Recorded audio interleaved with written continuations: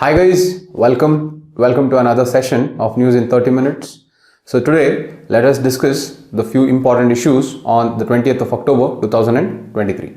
Please do like, share and subscribe this channel if you feel that this initiative is helping you in some manner in your preparation. Okay, so with that, let's get on with the first article of today. The first article is a very beautifully written article that talks about unraveling the talent for children who are suffering from learning disabilities. Okay, so this learning disabilities is the most neglected problem within children. What is this learning disabilities? Learning disabilities are neurological conditions.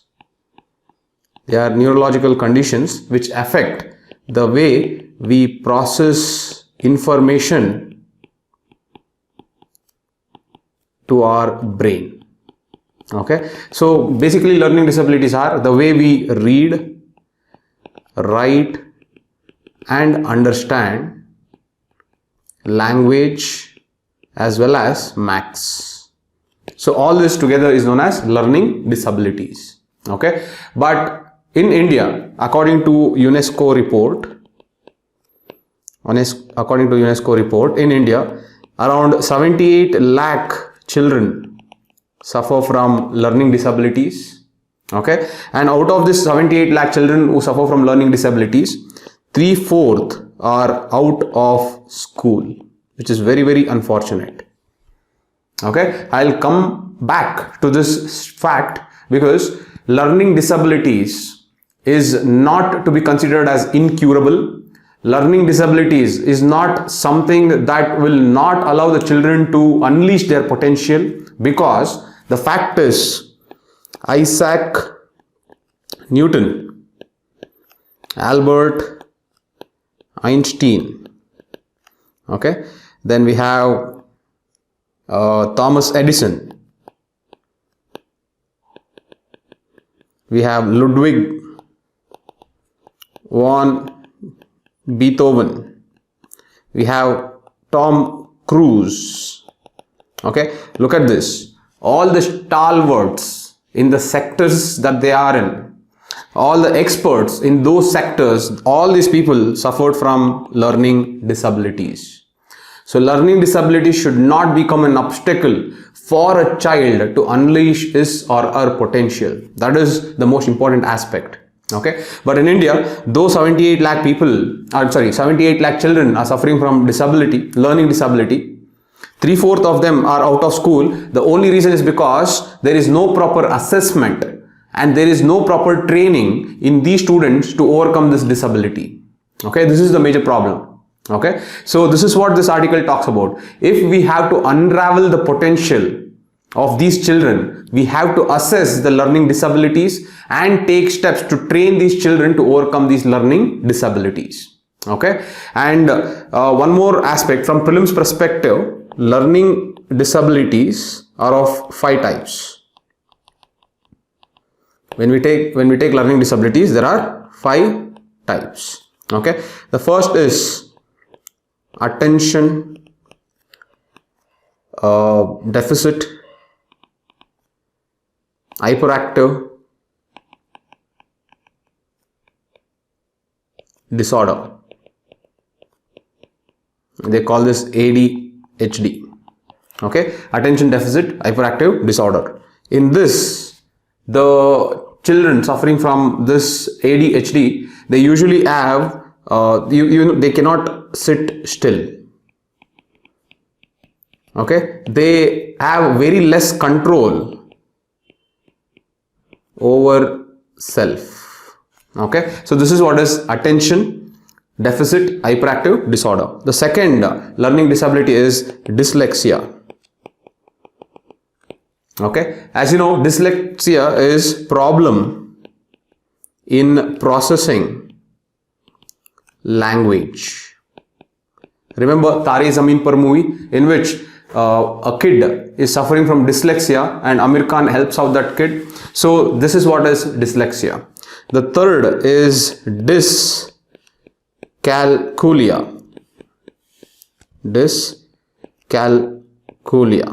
Okay, so basically this is a problem where children cannot process math based information. Okay, it can be math based information or it can be number based information. Okay, so this is dyscalculia. The fourth is dysgraphia. The fourth is dysgraphia. Dysgraphia is where a children suffers wherein they cannot write properly. Okay, and the last is dyspraxia. The last is dyspraxia. This is mainly a problem with movement and they usually have very low coordination. Okay, so they have very low hand-eye coordination as well as it's a problem with movement. Okay, so these are the 5 disabilities. The one is attention deficit hyperactive disorder. The second is dyslexia. The third is dyscalculia. The fourth is dysgraphia, and the last is dyspraxia. Okay, so these are the learning disorder, and most of our children suffer from this learning disabilities which are overlooked.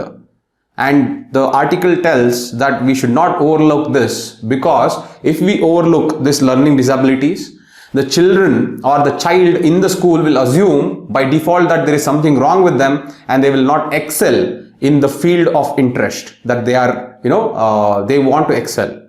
Okay, so by training these children and to train by assessing these children whether they have learning disabilities or not, and training these children to overcome these disabilities will help us unravel their potential better. India, having a very young demographic, has to put a lot of efforts in assessing learning disabilities in children. As you can see, so many people who are having learning disabilities have been experts and masters in the sector they were in. So if we have to unravel these potential, we have to assess the learning disabilities that suffered from that are suffered by our children. All right, so this is what this beautiful article talks about. Okay, so let us go to the next issue. The next issue is southwest monsoon bids farewell and northeast monsoon sets to arrive in the next 72 hours. Okay, so what is this article talking about? All right, as I told you, monsoons, okay, is an Arabic word. Monsoon is an Arabic word that means mausam, and mausam is basically seasons. Mausam basically means seasons. Okay, so monsoon, the characteristic of a monsoon is seasonal reversal of winds. See, there is season here. Okay, that is why they call it mausam. Mausam, from mausam comes monsoon. So seasonal reversal of winds is what is known as monsoons. Okay, now look, what is this reversal that I am talking about?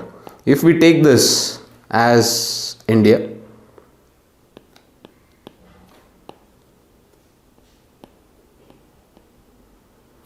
okay, we take, I'll draw just 2 diagrams.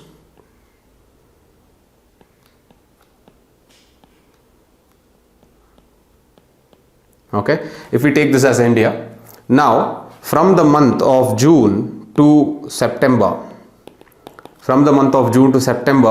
you have southeast trade winds, or southwest monsoons that are flowing in this direction. Okay, this is from June to September, and from the months of October to June, okay, you have look at this, these are northeast trade winds.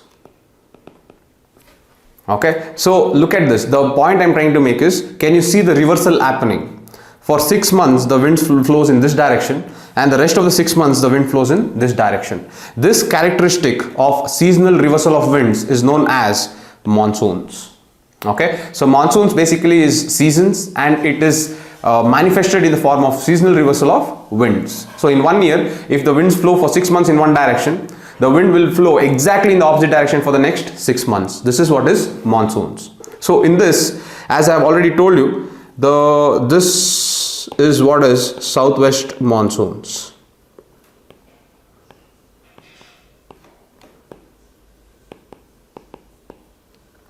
Okay, if this is India, during the month of June, okay, as I told you, from June to September you will have southwest monsoons.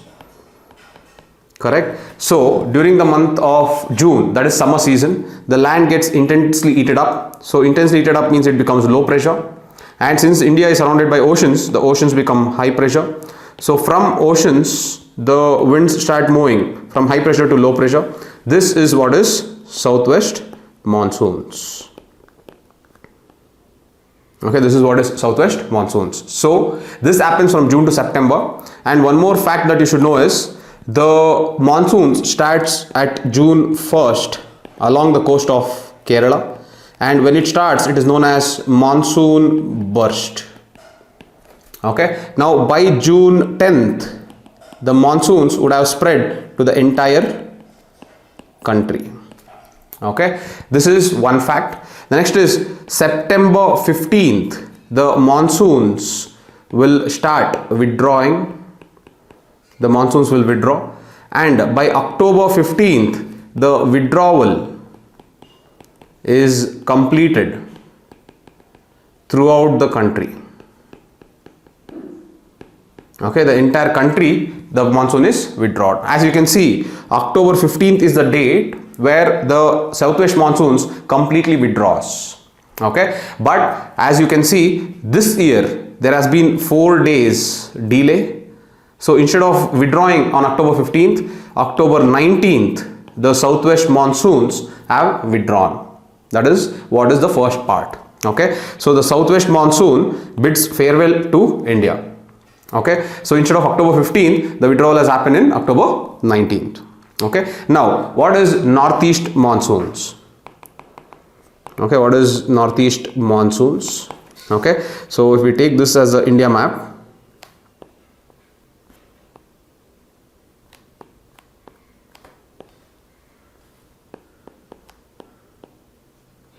okay, if we take this as the India map, now if I take this as let me just redo this. If I take this as see, these are northeast trade winds. Okay, these are northeast trade winds. As you can see, northeast trade winds are coming from land. This is land. So when the northeast trade winds come from land, they are usually dry, and hence they do not bring any type of rainfall.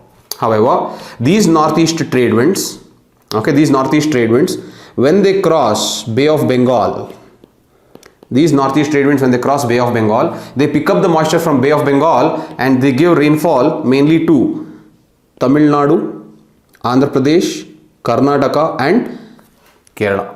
Okay, Tamil Nadu, Andhra Pradesh, Karnataka and Kerala. Okay, so that part of northeast trade winds, okay, that part of northeast trade winds which picked moisture from Bay of Bengal, okay, that part of northeast trade winds that picked moisture from Bay of Bengal and gave rainfall to these following states, this is known as northeast monsoons.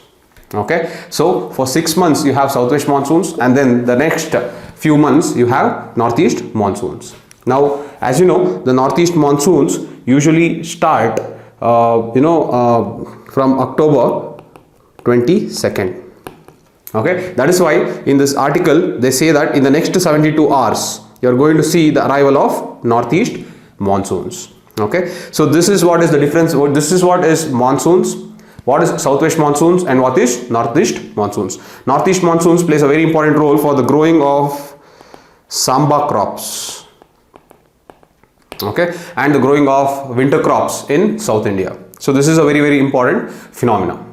Okay, so this is the second issue. The third issue is niftier container ports a must for economic growth. Okay, so basically this article talks about the logistics in India.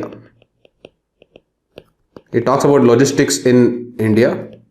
One statistics that this article gives is, if we take the logistic expenditure as a percentage of GDP, if we take the logistic expenditure as a percentage of GDP, India, the logistic expenditure is 14%.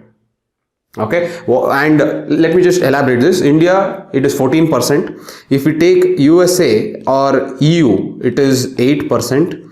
And if you take China, it is 9%. Look at this. The logistic expenditure as a percentage of GDP is this. So what it means is, for let us say a 100 rupee product, okay, for an 100 rupee product, to buy this 100 rupee product, I have to spend 114 rupees as an overall sum, because that extra 14 rupees is going into the logistical cost. That is what it means. So this is huge. 14% is huge when we take the logistical expenditure as a percentage of GDP. Okay, so this is the problem. So according to this article, how to improve our logistical efficiency? We can improve our logistical efficiency by increasing the container ports and their operating capacity. That is what the article tells. How can we improve our logistical efficiency to bring it down from 14% down to, let us say, 8%? It is through ports as well as operating capacity of these container ports. That is what the article says.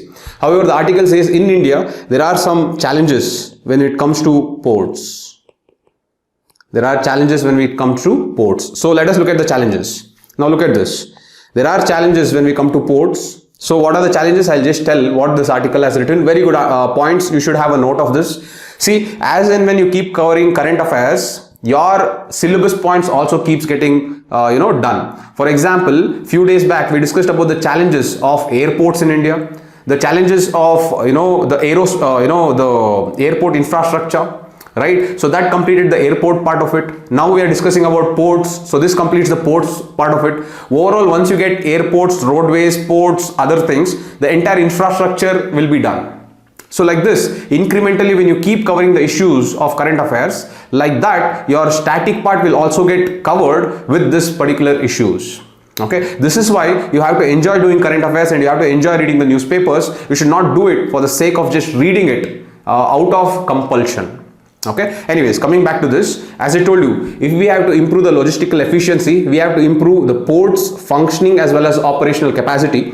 But the author says that in India there are few challenges of ports, and those challenges are: one, there are 12 public ports and 200 private ports.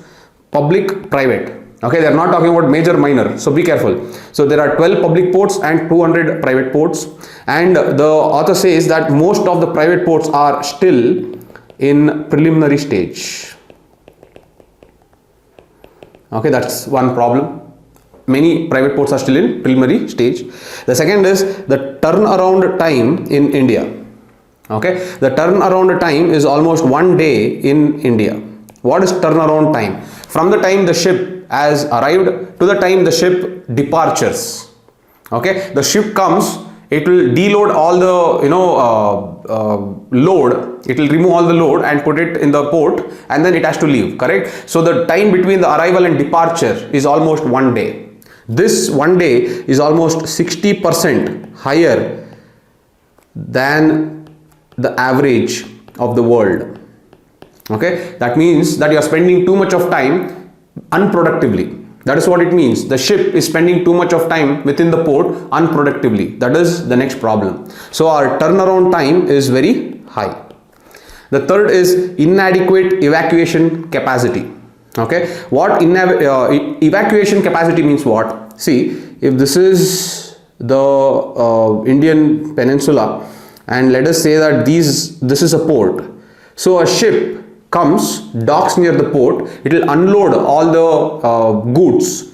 So the goods that is unloaded is then evacuated into the interland. See, it is evacuated into the interland with the help of railways,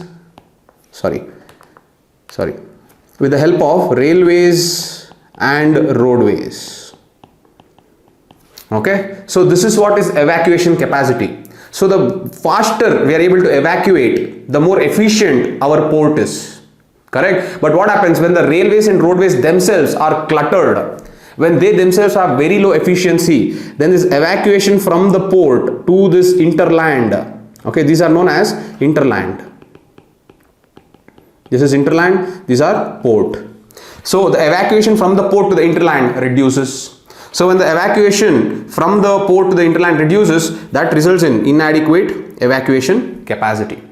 Okay, so our railways basically are constantly competing for freight versus passenger. Okay, this is the first problem. The freight capacity is low because we have to accommodate for the passenger traffic. That is the problem with Indian railways. The second is the roadways are not complementing railways. The roadways are competing. They are not complementing, they are actually competing with railways. This is the problem. Always the roadways and railways should complement, and these should act as an effective evacuation from the ports to the interlands. Only then all the three modes of transport, the maritime, the railways as well as the roadways, will complement one another for the growth of the economy. So this is what is the inadequate evacuation capacity. The next is the ADB report 2021. It says that the paper based processes are high in India. Okay, what do you mean by paper based processes? It means that they will take a case study of JNPT port. In JNPT port, you have to submit 115 physical documents.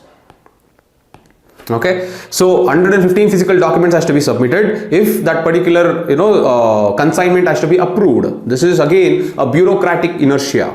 Okay, now if I observe the same thing in Rotterdam, if you take the ports in Rotterdam, if you take the port in Shanghai, if you take the port in there is one more very famous port in Barcelona. Okay, if you take these ports, okay, it is completely digitized. There is no paper documents itself. So that shows the amount of efficiency as well as the amount of fastness in which the things are approved there. Correct. So this is another problem in Indian ports. The next is the lack of transshipment hubs. Okay, so what do you mean by transshipment hubs? Transshipment hubs means, see, what we usually do is, because we don't have very deep and very vast ports in India, from India what we do is we transport these particular goods to major ports. Okay, for example, we transport it to Singapore, we transport it to Colombo, and then we transport it to, there's also a place called Klang in Malaysia. Okay, so these three are important transshipment hubs. What do you mean by transshipment hubs? Transshipment hubs are purely those ports that are concentrating on export of goods. So they import goods to export it. They don't import goods to use it in their interlands. They are importing goods for the exclusive purpose of exporting it. Okay, so Colombo, Singapore and Klang are very important transshipment hubs, and we usually send our goods to these three hubs, and from there we export it to other places on earth. For example, USA, Japan and other countries. Now this adds to our logistical cost. Why does not India have any transshipment hubs? That is another problem. Okay, the reason India does not have transshipment hubs is we have lack of deep channels as well as inadequate draft. When I say draft, it means depth. See, if bigger vessels have to come towards the port, the depth of the water should be high. In India, the depth is very less, it is very shallow. So when it is very shallow, the ships cannot enter the ports. Okay, hence we do not have transshipment hubs. So that is another problem of the Indian ports. And the last is the Sagarmala scheme 2015. This actually envisaged an investment of 3 trillion rupees. Okay, don't forget, it's 3 trillion rupees. It envisaged 3 trillion rupees by 2024. Okay, however, this Sagarmala scheme has been very poor in its implementation. What is Sagarmala scheme? It is a port-led development of the country. Okay, it takes into consideration not only the physical infrastructure but also takes into considerations the communities inside the coastal areas. However, this has been poor implementation and hence this is also not taken off. So these are the important challenges that has been problematic for the Indian ports. All this will add up to increased logistical cost, increased logistical expenditure. That is why we have the logistical expenditure as close as 14% of the GDP. Now, the next is, what are the prospects? The article tells three important prospects. The first prospect is the IMF stat that says that India is going to be a $5 trillion economy by 2027, which shows that India is going to grow tremendously and India is going to export merchandise in a far much higher volumes than it is today. The next is McKinsey report. McKinsey report says that there are few sectors that are going to tremendously grow in the next few years. These sectors are auto, pharma, you have medical devices, then you have electronics, you have IT, okay, and then you also have textile and apparel. Okay, so these are the few sectors that are going to grow tremendously in India, and the McKinsey report says these sectors are going to grow at such an extent that they are going to add, okay, they are going to add an extra value addition. They are going to add an extra value addition of $260 billion.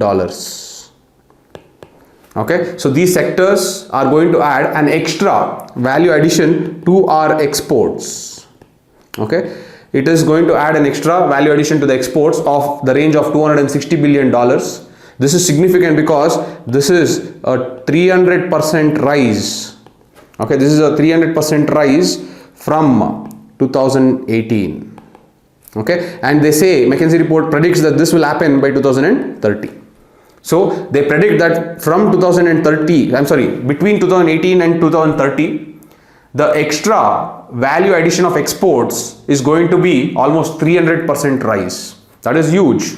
Okay, and it is going to come to the value of around $260 billion. And this $260 billion of extra value addition to exports will come from these sectors.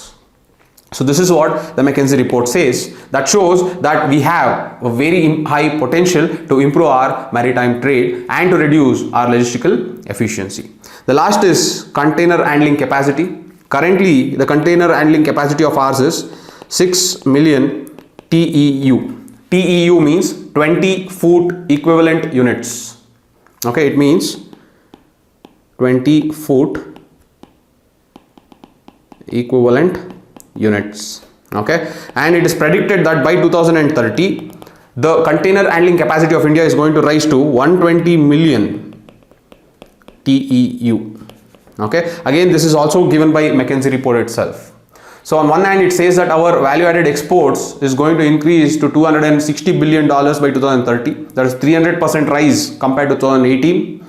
The next is, it also says our container handling capacity, okay, will increase from 6 million to 120 million. That's almost 20 times the current capacity in the matter of the next 7 to 8 years. Now these are the prospects that India has towards increasing its global trade, and this necessitates us to make sure that we reduce logistical expenditure and we increase logistical efficiency.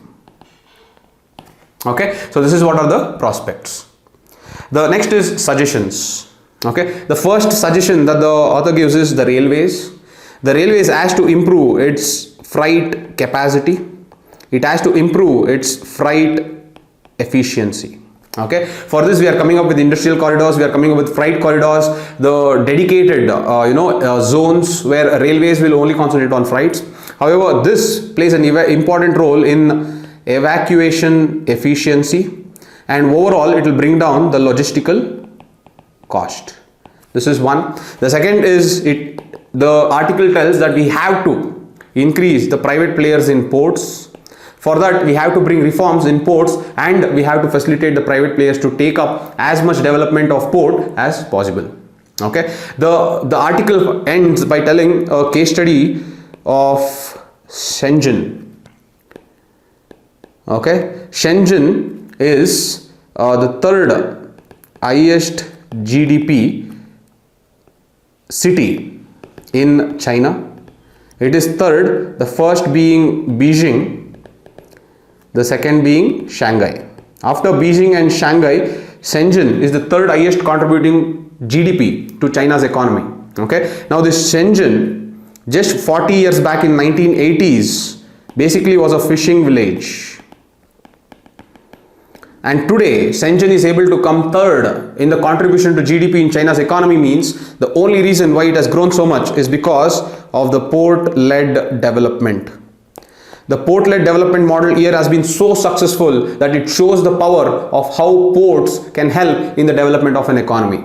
Okay, so this is the case study of Shenzhen. As I told you, always keep a list of case studies there with you and use these case studies very interoperably in different answers. You need not always wait to use this for port related issues. You can also use it in economy development related issues, concentrated growth issues, how we can develop a village to urban town. So you can use it in different context. Okay, however, this is what is the entire issue. The issue is mainly concentrating on how we have to reduce our logistical cost and improve our logistical efficiency, and in turn it will help spur the economic development of India. By 2047, if we have to become a highly developed nation, our ports have to work at a very high efficiency to make sure that our engines of economy is running smoothly. And this is what is this article talking all about. The last issue is the victims cannot pay the price for botched probe. This is an unfortunate incident called Nithari case. Nithari is a village in Noida. Okay, and this case is to do with missing children. The bodies of these missing children were found in property, and there were people who were accused, and the trial court had convicted them. The trial court had actually convicted them of death sentence, okay, for the missing children whose amputated bodies were found in the property that belonged to those who were accused. Okay, now the trial court had convicted. However, after 20 years, Allahabad High Court has acquitted them, and the Allahabad High Court explicitly says that this particular case as shoddiness of probe and lack of hard evidence. See, they are explicitly telling they had no other choice, but they had to acquit the accused or the convicts because they are convicted in the trial court. They had to acquit the convicts because of the shoddiness of the probe and the lack of hard evidence. Okay, basically this shows the example of our criminal justice system. So to give you just what usually is our criminal justice system, see, our criminal justice system is basically a network of 1 police, 2 prisons, and 3 is judiciary. Now, if we have to bring the people who have committed crime to justice, all the 3 have to work in the highest of efficiencies in the best possible manner. Okay, and we follow something called reformative justice. What is reformative justice? Reformative justice is we believe that everyone is innocent until proven guilty. So when we believe that everyone is innocent until proven guilty, it falls on the victims to prove that the people have committed a crime. Okay, it is on the prosecution to prove that the accused is guilty. That is what is our criminal justice system. Okay, now in this Nithari case, the entire blame game or the entire inefficiency goes to this part, that is the police. Here, not only the police, after the police, the CBI had also probed this particular case, and they had done a shoddy of a job, and they had been completely inefficient in gathering evidence, is what the Allahabad High Court has said. Let me just quote and unquote what Allahabad High Court has said. The court censured the UP police and the CBI, and it has told the High Court the casual and perfunctory manner in which arrest, recovery and confession have been dealt with are more disheartening, unquote. Okay, this is told by Allahabad High Court, which shows that it is explicitly telling about the shortness of the probe as well as the lack of hard evidence in this case. Okay, however, what is important for you is you can use this as a case study in your GS2 as well as your GS4. In your GS2, you can use for the lack of investigation that is being done. The second is you can use for the lack of evidence gathering that is being done in the police, and the third is the lack of forensic expertise in India. Okay, all this shows that the police in India needs reforms, and it needs reforms desperately. The next is in GS4. It shows that one, victims' emotional turbulence. Just imagine the parents and their feeling when these accused are acquitted because of the lack of evidence. The second is you have to understand what will happen to the people's faith in criminal justice system. If our criminal justice system cannot give us justice, who else can? This raises the doubt amongst the common man. And the third is the innocent suffer while the criminals roam free. Okay, again these are from the ethical angle of this particular Nithari case and GS2 angles from the Nithari case. So you can use it however you want to. However, this is an unfortunate event that shows that we need to overhaul our criminal justice system, not only our police but also our prisons as well as our judiciary. Very few days back we spoke about the judiciary accountability and transparency. Now we are speaking about the necessity for our police reforms. Maybe in a few days I'll also talk about prison reforms that are also needed for effective criminal justice system in India. Okay, so these are the issues of the day. I hope it was helpful to you, and I hope these issues are helping you relate not only to the syllabus but also helping you in your preparation as well. Please make sure that this is how you need to do current affairs. I hope you're started to like current affairs, and please keep tuning in. Make sure that this videos reach as many people as possible, because more the views, more motivated I am to do this on a daily basis. Okay, thank you so much guys. I'll see you tomorrow. Please like, share and subscribe this video if you have any type of feeling that these videos have helped in your preparation. Thank you guys. Bye.